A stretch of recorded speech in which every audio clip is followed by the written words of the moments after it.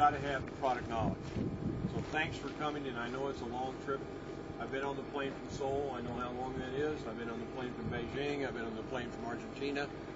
So I know how long we're going to be spending. I want to introduce some people so you know who you'll be working with. We met Gina. Her last name is also Park. Okay. Corey, tell you. Corey's an engineering student. How long have you been working with us on this testing? This is my 5th test with SML, and I'm going to be riding in the cars, helping you guys. If you have any questions, let me know. Maybe I can help you guys out with any questions you have. Okay, Justin Brooks. Justin's helped us last year. He is the son of one of the officers. Stephanie? Yes, Stephanie's going to be helping us. She's going to be asking you to sign a model release.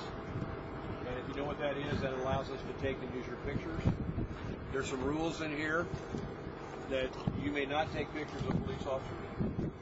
You may not take pictures of their patches. You may not take pictures of competing product. I don't need to go through all these rules with you. We're all big grown people. But I've got to have these procedures and rules so we know what the rules are and what we're going to be doing. The first test we're going to have this morning is from 1,000 feet. And on one Friday, if everybody needs a book, I can give it to them so they can read this. Everybody needs it?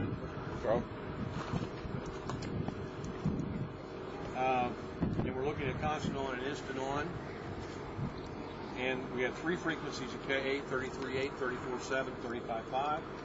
All those, 24.150, which is K, and X.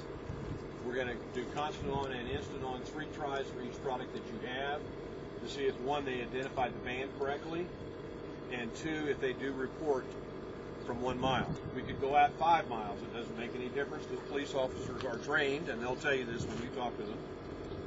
And it's called visual tracking history, and that's prima facie evidence in a court where they normally use radar from a quarter of a mile. If the court finds out, as they did last week when I was an expert with South Carolina, that the officer was using the radar from a mile, the case is dismissed. Because the officer must be able to see the make and model of the particular vehicle that they are assessing a ticket. A recent court case was Schwartzy versus Ohio, where the court ruled that the officer must be able to tell the suspect or the court how many vehicles were in the beam width of the radar gun at the time that he alleged that this person was speeding. And if you ask a police officer how many bands they are, they usually don't even know. So courts are increasingly looking at this issue. A recent court case out of California, Pantos and Payne, indicated that all police officers must have some type of training, and this was from Sacramento. He threw out 5,000 tickets. So the police officer only had 2 hours training from the representative who sold him the radar gun. So it's important, and that's why I wanted to go through that. Item 3, radar detector testing.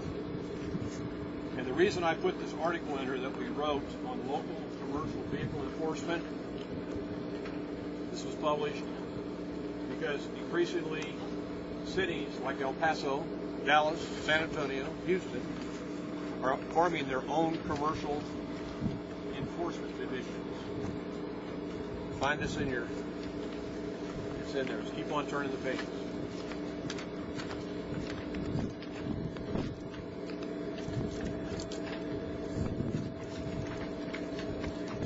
I'm including these in this not to make myself look good, but so you have some knowledge of what's going on in this industry.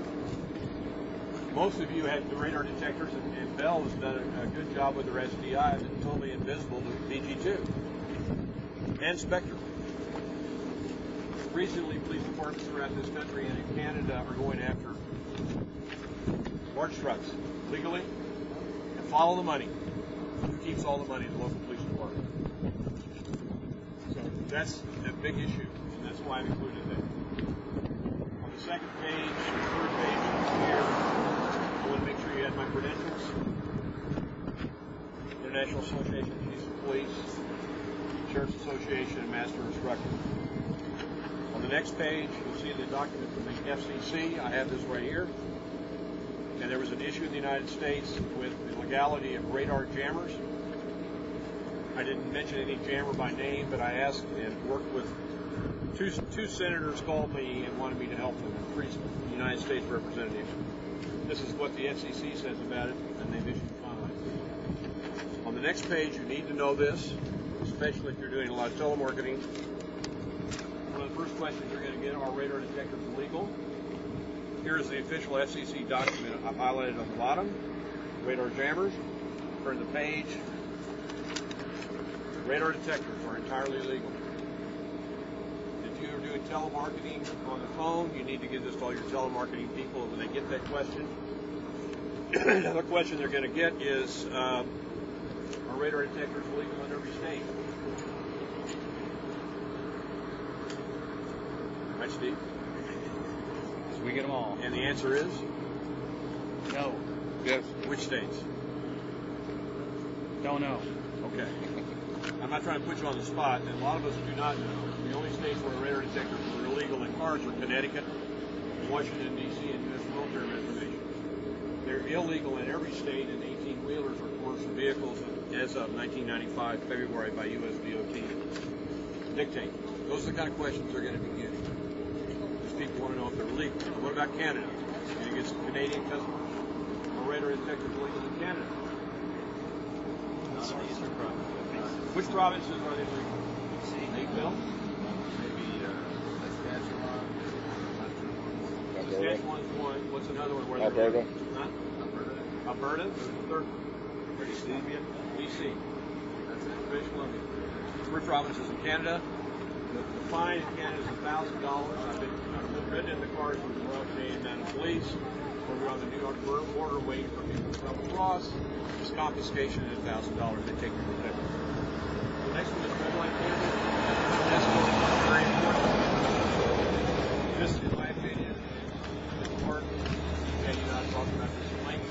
This is an article we recently had published on red light cameras, and you all gonna. And Escort, I think, has done a superb job with GPS addressing that issue. Okay, other things in here, and I'll tell you why I put them in here. We've got the article. I have a listing of radar detectors that are available from China. Okay? Tony's laughing. He's probably seen most of those. Increasingly, they're becoming an issue in the marketplace.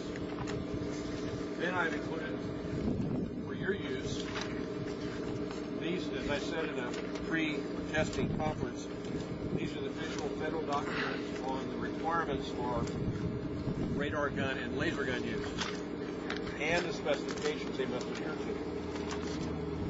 Dave Adams, our engineer, will be testing radar guns and tuning forks today to these specifications to see if they do meet them. We have radar and laser, and I'm involved in one of the committees that now is setting these standards. Since laser is a big issue, I have put this comparison chart, which we did, comparing all the different laser guns, beam divergence, wavelength, weight, and this is the biggest factor in this whole enforcement market is increasing laser. The city of Honolulu in Hawaii has no radar guns, all laser. And increasingly these large cities are going there. You're going to see why. I'm showing you this because this is the official document from the United States Trademark and Patent Office. You're going to be using our logo or any facsimile thereof. This is a registered trademark for the United States Patent Office. And then I've got some paper in the back for you to use. Any questions? Sorry I had to go through it so fast, but I know we got a lot to do.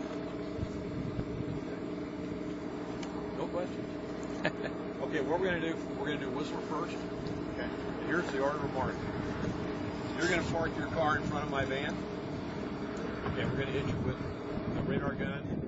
We have a professional ANSI certified sound meter, and we want to measure the dB level. Then you're going to go down to the 1 mile cone and turn around.